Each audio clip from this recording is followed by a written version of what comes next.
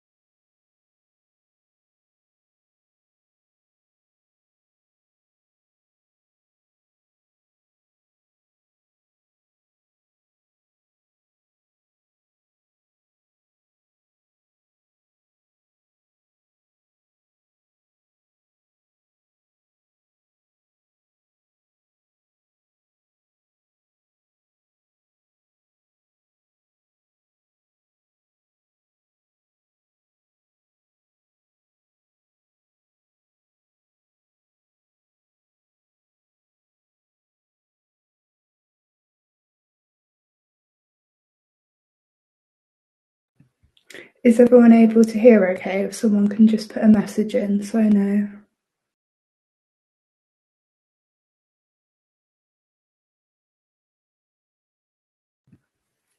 Perfect. We'll get started because there's quite a lot to cover in this next hour. So thank you for joining this evening. We're going to be going over some of the paediatric emergencies that are important for your UK MLA finals. We won't be able to cover absolutely everything, but at the end of this slideshow is my email address. So if you have any more questions, you can email me and I'll try and answer best I can or point you in the direction of someone that can answer better. So some of the key UK MLA conditions you can see sort of on your screen now. So acute asthma we covered in the last session in December. So I'd go back and watch the respiratory video if you want some revision on that. We're going to look at anaphylaxis, DKA. Epiglottitis is also an important one that we covered last session as well. Meningitis and sepsis. So thinking about emergencies, we really need to think about the sick child, and sort of an important point, this is both for adults and paediatrics, is to remember when you're looking at a set of observations, it's not just the raw numbers that you want to be sort of caring about, it's the pattern of them as well. For example, is the heart rate rising? Is it reducing? Is it staying around the same? Is the respiratory rate high, but it's been staying consistently high? Is it now getting lower? Are there signs that this child is maybe tiring and not able to compensate as well? Or is it increasing? Is that sort of respiratory distress increasing even more? We also want to look at an assessment of the work of breathing. Again, this was covered in more detail last session, so just a bit of quick revision. Some of those things that we are looking for are listed there, so the nasal flaring, any tracheal tug, the subcostal recession, so that's the idea of the skin being sucked in below the rib cage. The intercostal recession, so that's between the ribs, you might see the skin being sucked in there. And suprasternal, so that's above the clavicle, is the skin being pulled in. And remember the APLS guidance of this idea of effort, efficacy, and effect. So you're always asking yourself, is the increased work of breathing that the child is doing, is that effective or ineffective? Because there is a difference. You might have a child whose respiratory rate is high, but their oxygen saturations are okay. They're showing some of those increased work of breathing signs, but they're coping quite well with it. So we're going to start with an SBA question. So I'll read it out once. I'll then give you a couple of minutes or a minute or so to have a think, and I'll put a poll up where you can put your answers. So question 1, we have a 3-year-old child brought to the emergency department with a 2-day history of fever, difficulty swallowing and drooling. On examination, the child is sitting upright, leaning forward and appears distressed. The throat is red with slight swelling of the uvula, but there's no exudate. The child's temperature is 38.6 and heart rate 130. On auscultation, the lungs are clear and there is no neck rigidity. Which of the following is the most likely diagnosis? I'll give you a couple of minutes, a few seconds, and then I'll put the poll up for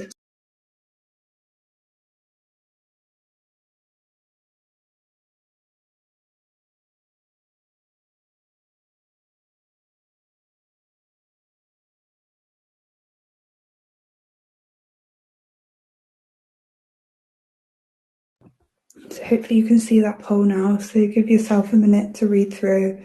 When you think you know an answer, pop it in.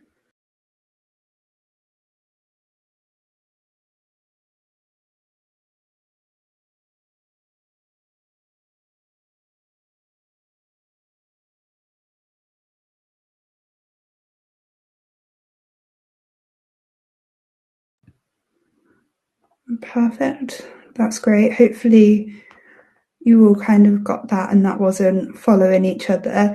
If anyone's brave enough to kind of put in the chat some things that have pointed you towards that as an answer over one of the others, or how you excluded something, if you do that now, just a couple of words, and then we'll go through it to make sure everyone's on the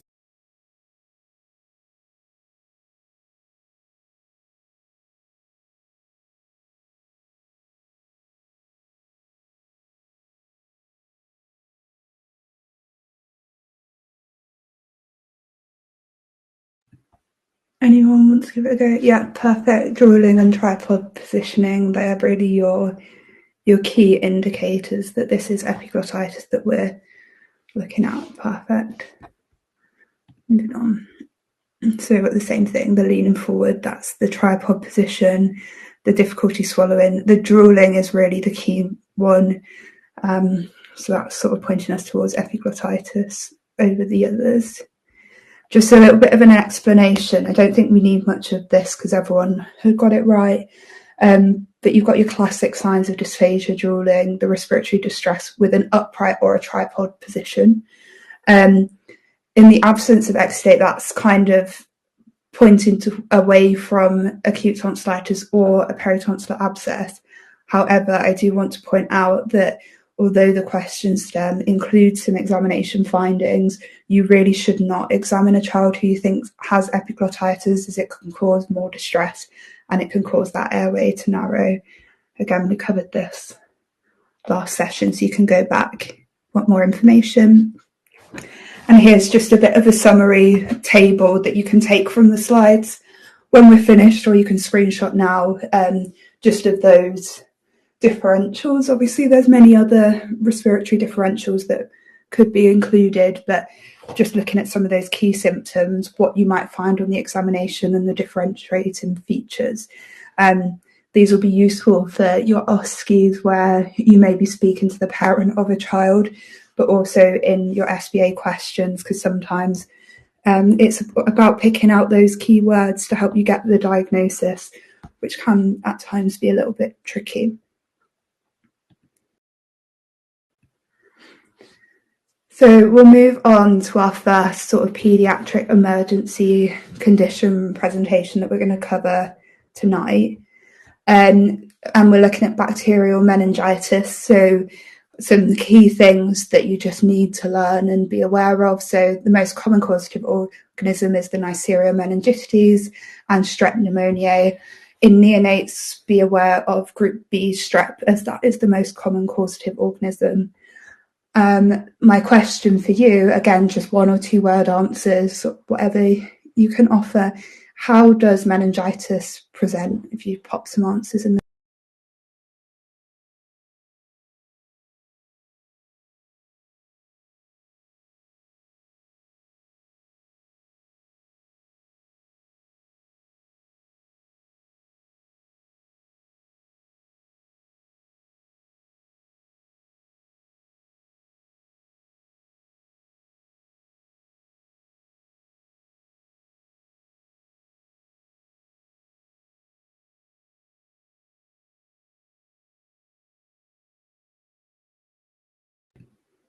Yeah, great. We have fever. Anything else? Any other ideas? Headache. Perfect. Yeah, non-blanching rash, headache, neck stiffness, nausea. Perfect. All of these are great answers. So we have that red flag combination, the fever, headache, neck stiffness, photophobia, altered consciousness or cognition that you sort of commonly read about, and also can be quite a common sort of flag within exam questions.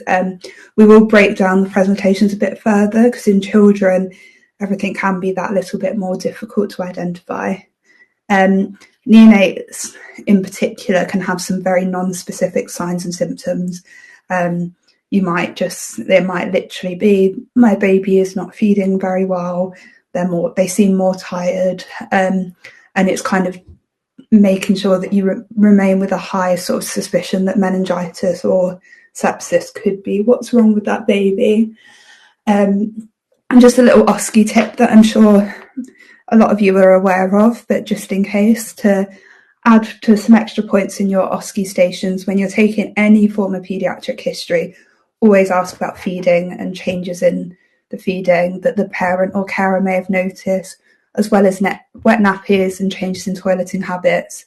This goes alongside sort of a bit of the birth history, have they had their vaccinations, etc., etc. So to break down the appearance, so here's some of the break down the presentation. Sorry, here's some things that you might notice on appearance. So this is on your examination. So you have the bulging fontanelle. Fever is actually less common in babies, but it may still present that way. Also ask about anything that may have masked a fever. Have they already given the child Calpol at home, trying to bring the fever down? Do they have a generally ill appearance? Did they, to you as a clinician, look ill, as well as to the parent or carer that knows the child very well? Do they look ill? Are they pale, mottled, or cyanosed at all? And the non-blanching rash is very important to be aware of. It's mainly a meningococcal disease, but we almost want to de-emphasize that a little bit because it's generally a very late sign, and it has become less relevant now in sort of the post-vaccine world. But if you are seeing that, you would definitely be very worried. A bit about behaviour. Essentially, any change in behaviour with a child could be a sign that they're very unwell. Are they more sort of irritable than normal, more lethargic, that reduced feeding? Any sort of unusual behaviour? Is a child that's normally quite calm suddenly a bit more aggressive or agitated by things? Like, are they more subdued and normally they're a bit more sort of energetic? And you can tell that even with a baby, and if normally they're wiggling around a lot and now they're just quite calm, that might be unusual. Do they have a cry of an ill baby? So a weak, sort of high pitch or a continuous cry that is not normal for the child. Again, this is where it becomes important that you're looking at the patient in front of you, but also speaking with that parent or carer as to what they've noticed, any changes, and they'll be able to guide you with that. So neurological signs that you might see is altered consciousness or cognition. The focal neurological deficits may be present. Headache may be present. Again, you have to use a bit of detective skills if the child's unable to tell you if they've got a headache. Are there signs that they might have a headache? Neck stiffness. This includes slight discomfort or reluctance in moving the head. Again, this can be very difficult, especially the younger the child. But if you go to move them or the parent or carer goes to move them, are they very reluctant to do that? Normally a baby will start to turn once it's able to move its head, will start to turn its head towards a parent or carer saying its name or cooing at them. If they're reluctant to do that, that could be a sign that they've got neck stiffness. Photophobia, and obviously on the extreme end, you may see seizures as well. And then other sort of presentations, tachypnea, grunting, apnea. These are all non-specific signs of illness, but it does include sepsis and meningitis. And having spoken to a consultant who checked over these slides that works in paediatric A&E, these are actually some of the most common presentations he sees in children that then turn out to have meningitis or sepsis as well. Unexplained body pains, this could be anything, limbs, back, abdo, or vomiting. So I think we've had a mention before, but does anyone know of any special tests for meningism that you may be required to perform in OSCEs or you may have read about?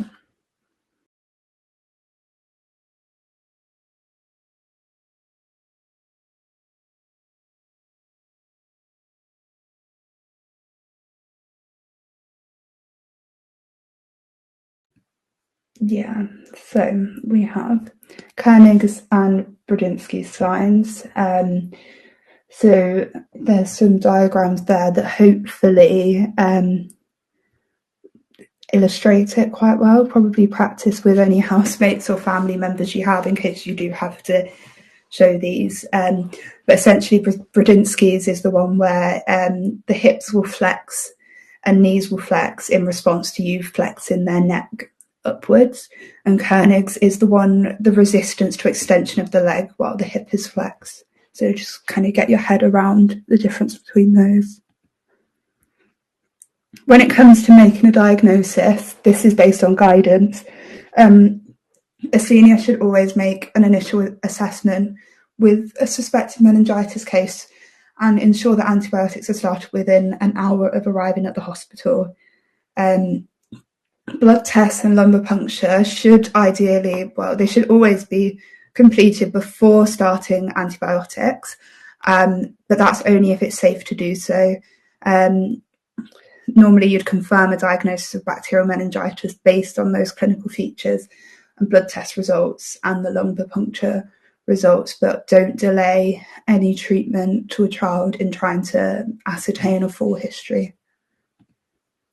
So that leads us nicely onto the investigations. So I've listed them there, some of the things you may want to do.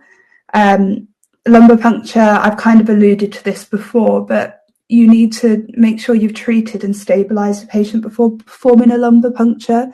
So it is recommended for a lot of children, but we don't want to delay treatment. Think about your A to E, what is the biggest risk to life, and make sure that that patient is stable first before you move on to lumbar puncture. Okay, lumbar puncture interpretation. This is something that's very much possible to come up in sort of an SBA question or an exam question.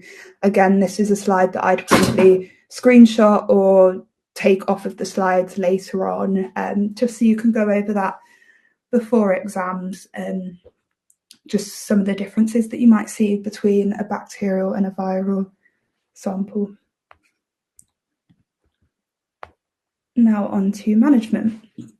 So if you are in a GP setting and you have a child come in and they are unwell with a non-blanching rash, make sure you give them antibiotics straight away and transfer them to hospital. So that is an unwell child, they need antibiotics. In the hospital, things are a little bit different because ideally you'll be able to do those blood cultures and a lumbar puncture first. But if the patient is very acutely unwell, then again, antibiotics should not be delayed. And you should keep a low threshold for treating any suspected bacterial meningitis. Antibiotics can always be stopped if it turns out that that's not the diagnosis and something else needs to help, but you should keep a low threshold and not delay treatment at all. You always need to follow your local guidelines regarding the choice of antibiotics because that's based on resistances that are in the local area. But in general, sort of for exam purposes, under a month, you might see some places that say under 3 months, cefotaxime, and then plus amoxicillin, and that amoxicillin covers for listeria. Above 1 to 3 months, depending on where you are, ceftriaxone. In some places, this is being given to any over 2 weeks, which includes the hospital that I work at. They'll use ceftriaxone in any babies that are 2 weeks or older. So it's always worth being aware of local guidance when it comes to working. But for exams, you can remember it as is on the slides. You'll kind of step up. So vancomycin is kind of one of these very broad spectrum antibiotics that we would add if there is a risk that there might be penicillin resistant pneumococcal infection. Remember to ask about recent foreign travel, even for young children.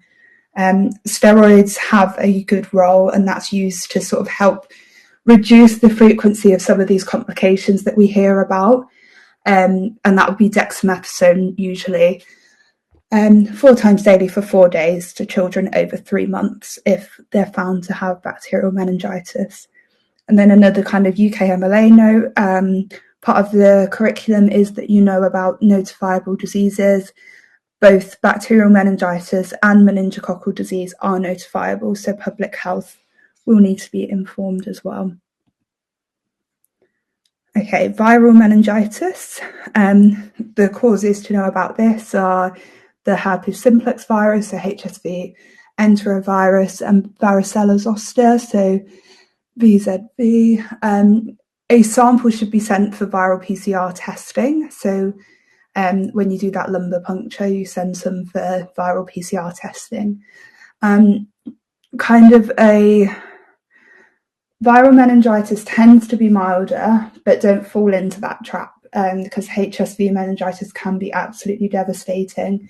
If there's any kind of history of HSV, cold sores, anything of those such, then and you're suspecting or screening for sepsis or meningitis, then give acyclovir as urgently as you would give antibiotics in a suspected bacterial meningitis.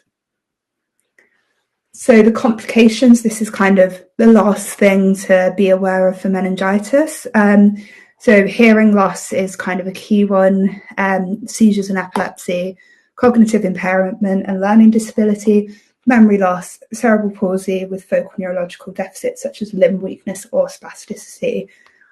Luckily, we are seeing less of this, but it does still happen. I've recently treated an adult patient, an adult male who is 38 years old, so he's done very well, but he had meningitis at 10 days of age, and he has cerebral palsy, severe learning difficulties, he's paraplegic and relies full-time on his mum as a carer. So this can be absolutely devastating illness, so it is important that we're catching it early.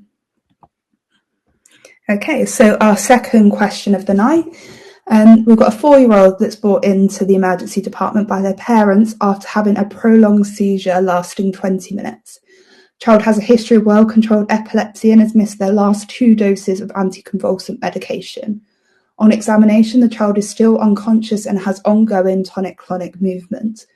The blood glucose level is 4.2 and the temperature is 37.2. What is the most appropriate next step in the management? And I'll pop the poll up.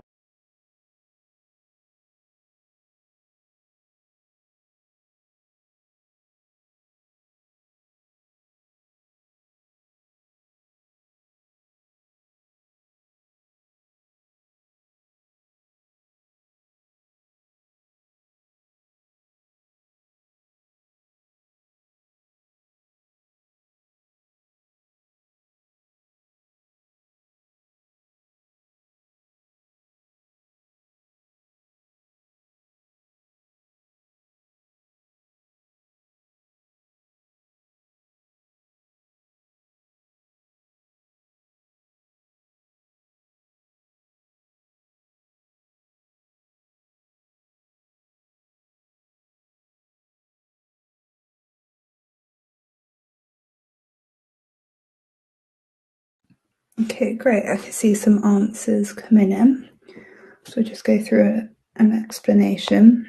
So kind of a structure with your SBAs, bring out the key information that they're giving you and try and get each part of the question, each option, of the answers to fit to it. It should fit and sort of answer every part of it. If something seems not quite right, then it's probably not it. So the key things with this one, we've got a prolonged seizure and we've got ongoing tonic-clonic movements. So the correct answer is on the screen. So we need lorazepam, and in paediatrics it's 0.1 mg per kg IV. Kind of the explanation. So this is status epilepticus. This is something very important to be aware of. So defined by a seizure that lasts more than 5 minutes or recurrent seizures without regaining consciousness in between. First line treatment is your benzos to stop the seizure. Lorazepam is the preferred choice as it has a longer duration compared to diazepam. In this case, the blood glucose level is within normal range and there was no indication of meningitis at that point, so lumbar puncture is not indicated, neither is giving glucose. Okay. think we're doing okay for time. Our next condition is DKA. So kind of some of the pathophysiology things that are important to be aware of to start off with. So ketogenesis, this kind of process will occur when there's insufficient supply of glucose, so the glycogen stores become exhausted. The liver will then take fatty acids and convert them to ketones to use as fuel instead. So this production of ketones, it's important to get your head around and remember, in normal healthy individuals, this is not a harmful process. This is not something that's just happening in diabetics that's very dangerous. It is normal. It occurs under fasting conditions or on a very low carb, high fat diet. Ketone acids are normally buffered by bicarbonate produced in the kidneys, so then that stops your blood from becoming acidotic.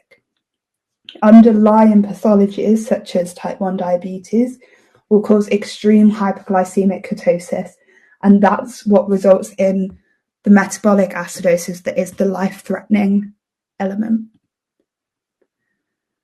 So, pathophysiology, this DKA occurs if there's not enough insulin to use and process glucose. The main problems, and these three are really important to remember, is you get ketoacidosis, you get dehydration, and you get a potassium imbalance. So I'll go through those now. So in ketoacidosis, we spoke about those kidneys producing a bicarbonate buffer for the ketone acids, and that keeps your blood in a normal pH range. Over time, you'll deplete the bicarbonate stores. It will all be used up, and that causes the blood to become acidic.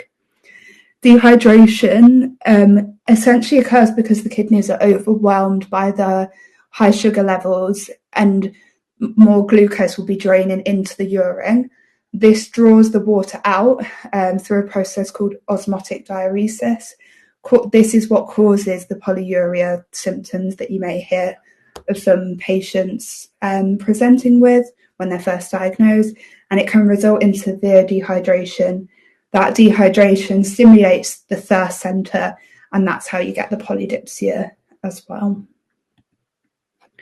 And finally, the potassium imbalance. So insulin drives potassium into cells. If you think about it in terms of your management as well, you can link this to when you've got hyperkalemia. How do you manage that? And what's the role of insulin in that? So insulin will drive potassium into cells. Serum potassium in DKA can either be normal or it can be high. The kidneys will continue to balance blood potassium, and potassium will also be excreted in urine as well. The total potassium will be low, as no potassium is being able to be stored into the cells because there's no insulin driving potassium into the cells.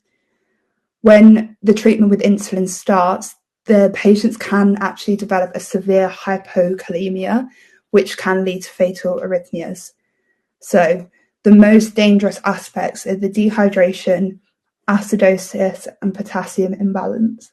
If you can kind of get your head around the pathophysiology of it, it might take a few times going over it. It does then help you out with the management as well, because if you start to think about what's happening, you can then think about what it is that you need to correct. So your priority in DKA is always fluid resuscitation to correct dehydration, electrolyte disturbance, and acidosis. So that's what we're trying to do. Then you start to think about your insulin to allow the cells to start taking up glucose and stop the ketone production. So the presentation, patients will present with symptoms of the underlying hyperglycemia, dehydration, and acidosis. So again, it always comes back to those three things.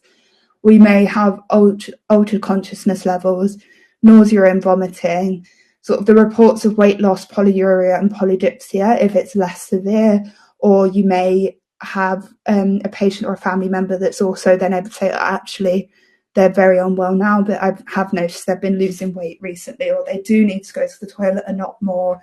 I found a lot of empty water bottles in their room, that type of thing. And tachypnea is also a very common one, especially in children. And this can lead to patients being treated as an acute asthma attack initially, so just beware of that. So diagnosing a DKA, there are local criteria at each hospital, but in general, you've got the high sugars, normally above 11, high ketones, greater than 3, and then a pH lower than 7.3, or a bicarb that's greater than 15. Again, just something to learn or vaguely be aware of, because you'd probably be able to spot in an SBA question, oh, that sugar sounds a bit high, or those ketones sound high, that bicarb is sort of too low, or whatever it is. So there's 2 pillars to management. Number 1 is correcting dehydration, and number 2 is your fixed rate insulin infusions. So that's correcting the issues of dehydration and the ketones, and then also allowing those cells to use glucose again and switching off that ketone production that's so dangerous. And just a note at the bottom, the guidance does change all of the time about being fluid liberal versus fluid restrictive. Currently, in my trust anyway, we're moving towards being currently a bit fluid liberal. So what this means is that all children will receive a bolus of fluid on admission, and if they remain in shock, they will have further fluid boluses. The theory behind being more fluid restrictive, which you might see in a lot of textbooks, is correcting faster does increase the risk of cerebral edema. So we're aiming to correct that dehydration evenly over 48 hours.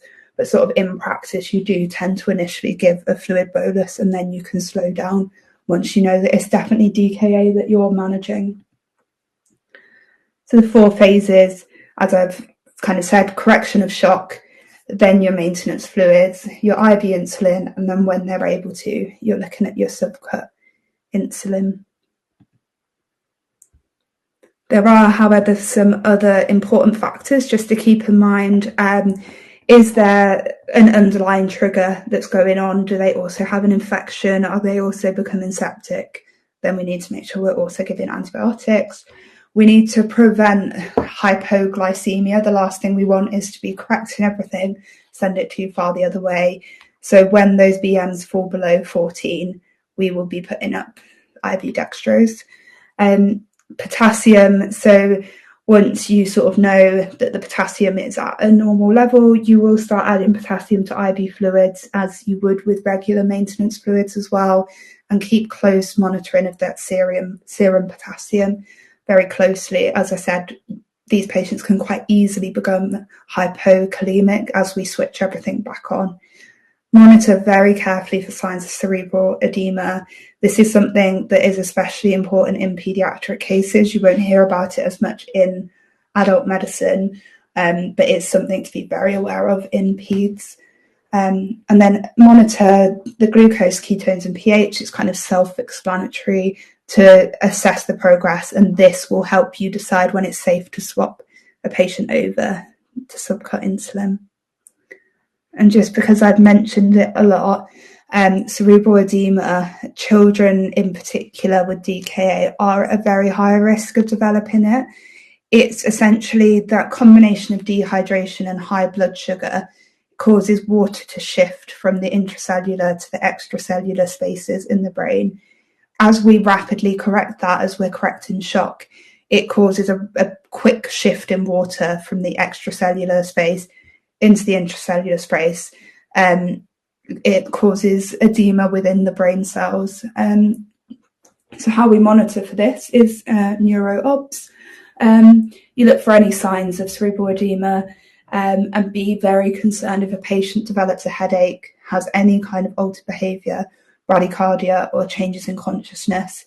And to manage this, you slow down the IV fluid. So the fluid resuscitation is what's causing the issue, so we slow that down, and you can use mannitol and hypertonic saline as well. Okay, sorry, I know we're going through a lot tonight. I'm hoping to just kind of whistle-stop tour through some of these main conditions The slides and the recording will be uploaded for you as well, so you can break things down a bit slower. And as I said in the start, I'm happy for you to email me if you have any questions. So sepsis, a child with a likely infection and signs of end organ dysfunction or shock, we're thinking of sepsis. The younger the child, this is kind of a running theme for most of these presentations, that the younger the child, the less specific and obvious the symptoms may be.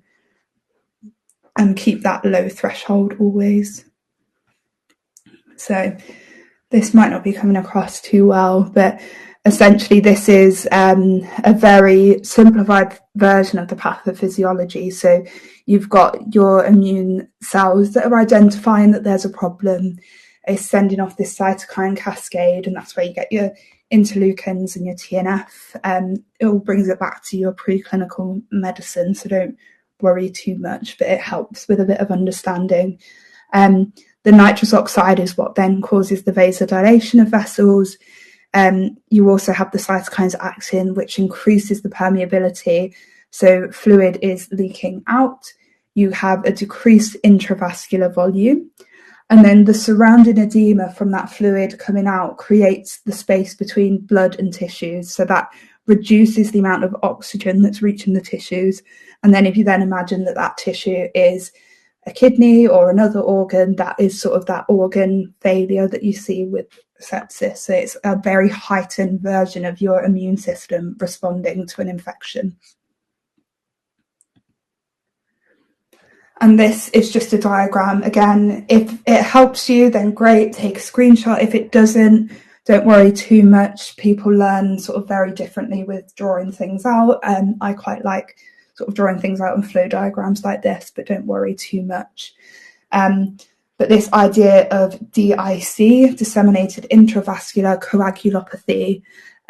So we've had the activation on this on the left side, the activation of the intravascular coagulation. You've got platelet consumption, the coagulation factors, and the fibrinolysis. This decreases your platelets, but increases your D-dimer, and there's also some prothrombin and PT and APTT will go up, which you'll see on blood tests, and this gives you your impaired coagulation and bleeding. On the other side, probably to be aware of more importantly, is how we get the multi-organ ischemia or failure, and that's due to endothelial damage leading to microvascular thrombosis, and this leads to organ failure. So in the chat, are you able to put any signs of sepsis that we may see in a child? So any signs of sepsis that we may see in a child.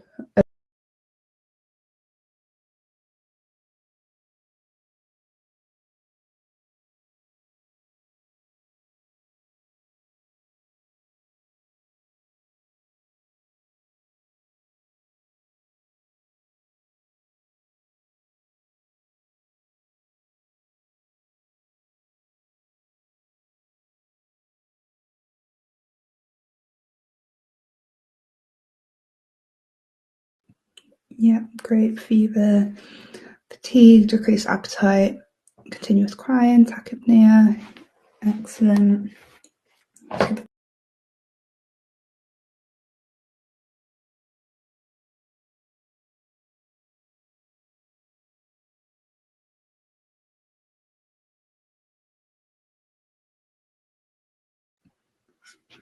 Okay, so this is quite a long list, but essentially what you guys have said in the chat is the crux of it.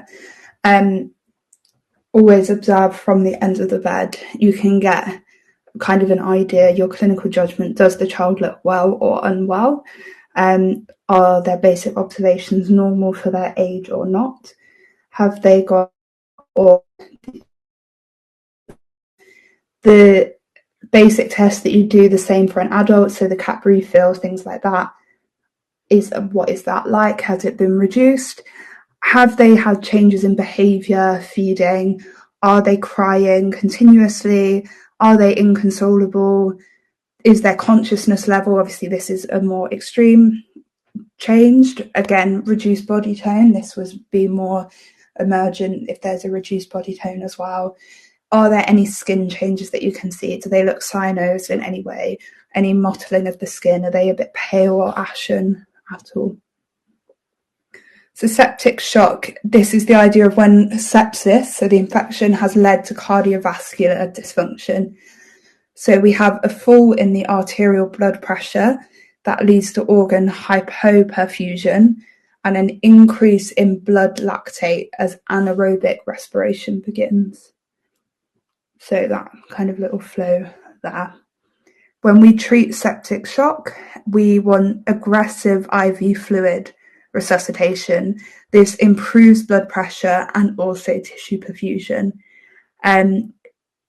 If fluids fail to improve the blood pressure and the lactate level, then escalation is always required. This will relate to both paediatric and adult medicine. If you're not able to keep the blood pressure up, then we need to be thinking about using a bit more.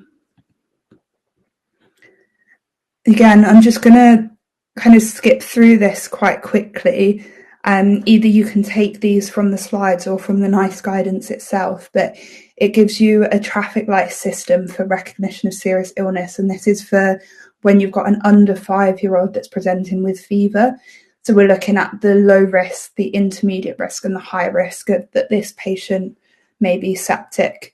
Looking at a couple of different things. So your very low risk would be if a patient has a normal colour for them, but your high risk on the other end would be if they're pale, mottled or ashen blue, so that if they're cyanosed. Activity ranges from they're responding normally and staying awake.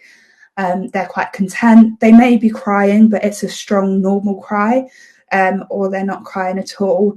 And then your high risk would be no response at all. And then they might not be waking at all, or if you are able to rouse them, they don't stay awake. And that cry might be weak or high pitched or even continuous.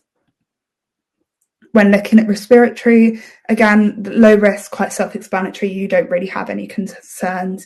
On the high risk end, that's when you've got your massive tachypnea. You might have moderate or severe chest indrawing, some grunting, and sort of in the middle, you have a bit of tachypnea. You might have oxygen saturations that are a bit low. There may be some crackles on their chest, sort of pointing to signs that there is an infection. Circulation and hydration, low risk, everything normal. High risk, that reduced skin turgor. In between, you might have a bit of tachycardia. Their cap refill is increased. They might be a bit dry on the mucous membranes. They might not be feeding very well, and the urine output may be reduced. And then your other signs is more towards the intermediate and highs, thinking about the temperature of the child, how long has their fever been going on for.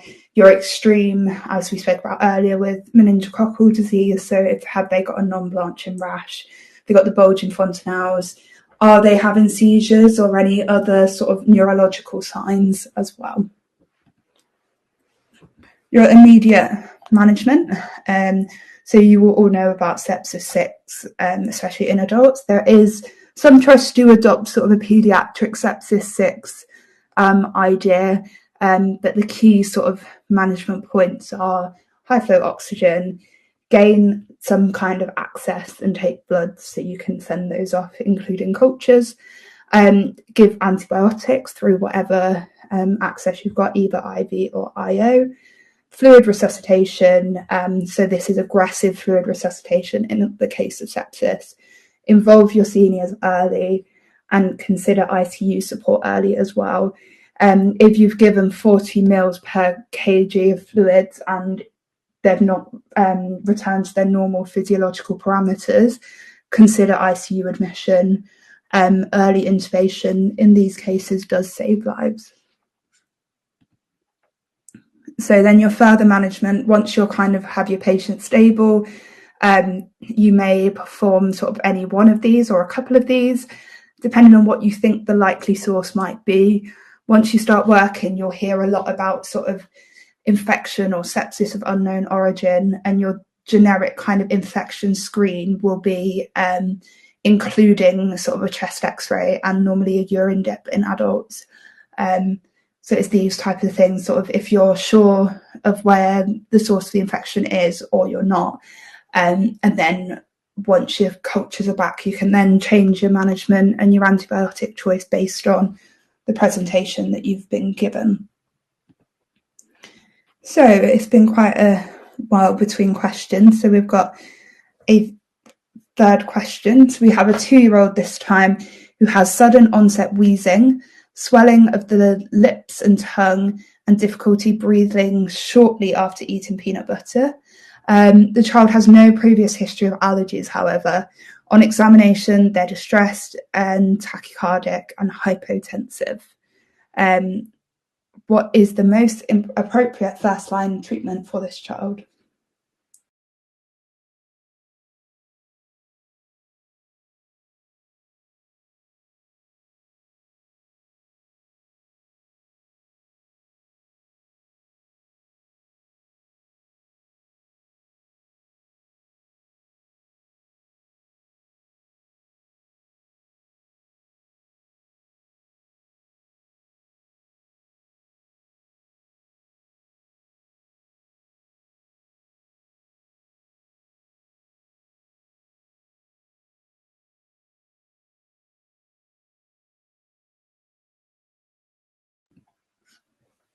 Okay, moving on. So yeah, we've got sort of these signs or these points within the stem that are pointing out to that this could be anaphylaxis. Just be aware that this question has kind of made it quite obvious because it's given you a trigger of a peanut butter sandwich in your exams and also in sort of real life practice. It might not be that clear as to what the trigger has been. So you may have a similar question, but without the shortly after eating. It could actually be based on a child that's already in hospital being treated for something, and the trigger is antibiotics that they're having or a new medication. So anaphylaxis, I would say I don't have many slides on this because the best way to revise is look over the algorithms for treatment. Key points, number 1, always remove the allergen. Often, especially when it occurs in hospital, it's a drug that we are giving. Stop the IV straight away, even if you don't know if that's the cause, stop it. Get early help. The IM adrenaline immediately will treat the airway, breathing and circulation problems. So when you're thinking of your A to E, that's how you're managing those. Do not delay treatment for because you've got a lack of complete history or definite diagnosis, and repeat if the features do not resolve. Again, I've had a case where we had a patient with symptoms that we were a bit unsure. She ended up having 2 lots of IM adrenaline. It turned out not to be anaphylaxis, but if it had been and we'd have delayed that, then that would have been more dangerous. You can then monitor, you can then investigate further. So if you look this up yourselves, but this is sort of the algorithm. It gives you an idea of what to look for, making sure you're calling for help, sorting out that trigger, giving the IM adrenaline, making sure you've got an airway and high flow oxygen, and make sure all the monitoring's in place. So get help, someone else to do that for you. If you don't have response, then you repeat the IM adrenaline after 5 minutes. You can give fluid boluses if the blood pressure's dropping.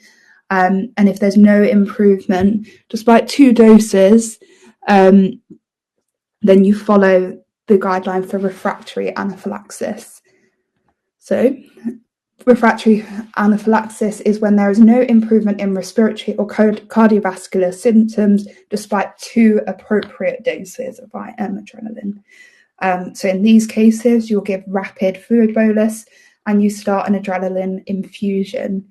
But most importantly, keep giving IM adrenaline every 5 minutes until that infusion has been started and is established and going through. You don't want to be going more than 5 minutes without them having any. And there is also another nice guideline for that on the Resus Council website. So Fourth question. A 9-year-old presents to the emergency department with vomiting, deep, rapid breathing, and confusion. You've got her blood glucose level there at 28.1 and arterial blood gases with a pH of 7.1 and bicarb of 12. The patient is dehydrated and her heart rate is 120 beats per minute. Which of the following is the most important initial management step? I'll share the poll.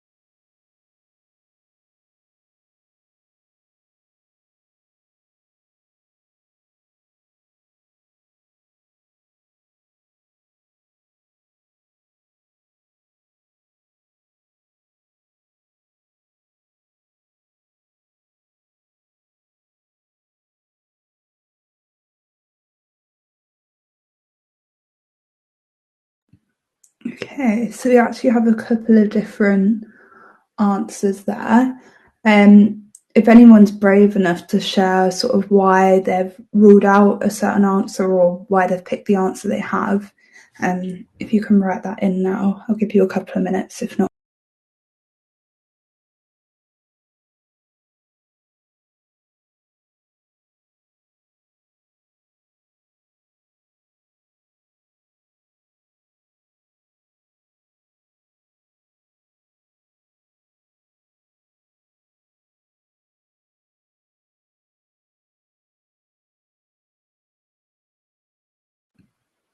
No, don't worry.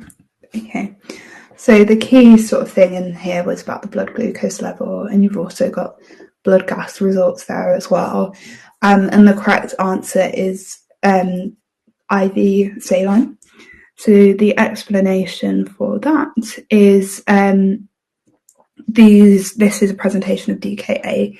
So how we're getting to that is vomiting and altered mental status and confusion.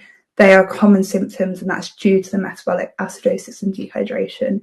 You have the co-smile breathing, which is a compensatory mechanism for metabolic acidosis. A marked hyperglycemia, characteristic in DKA, and arterial blood gases showing a low pH and low bicarb, which confirms the presence of metabolic acidosis and ketoacidosis. Dehydration is common due to that osmotic diuresis that we spoke about, and tachycardia due to dehydration and compensatory mechanisms. As we've covered earlier, in DKA, the most important first step is rehydration. So correct the rehydration, restore that circulatory volume. Insulin is then initiated after fluid replacement. The potassium supplementation option is indicated once you have this confirmed serum potassium levels to be normal or low. And then a lumbar puncture is not really indicated in this case because it's not a suspicion of infection such as meningitis. We're quite clear that this is likely DKA. I will say that was our last question, so we've kind of got through all of that in good time. The questions, sort of when you've just spoken about DKA, they might feel like they're a little bit simpler to answer, but just make sure you really revise those key points so that you're able to identify the condition and you know the management when you're sort of an hour into an exam and you've had to be thinking about a lot of adult medicine, because you do have to switch your thinking a little bit. Key points to remember: presentations of emergencies in paediatric cases can be very different and at times very confusing in children. They may not present sort of with classic symptoms. It may just be a slight indication that they're a bit more tired. Always ask for senior help and sort of early intervention. Don't delay any treatment because you're unsure what a diagnosis is. Start the treatment, do your investigations and move on from there. So in just under an hour. That's been sort of some of the key presentations you need to know for the UK MLA on paediatric emergencies. If you have any questions, you can email me at any point. Best of luck with the rest of your revision, and make sure you fill out the feedback form, and that will get you your certificate as well. And I'll see you at the next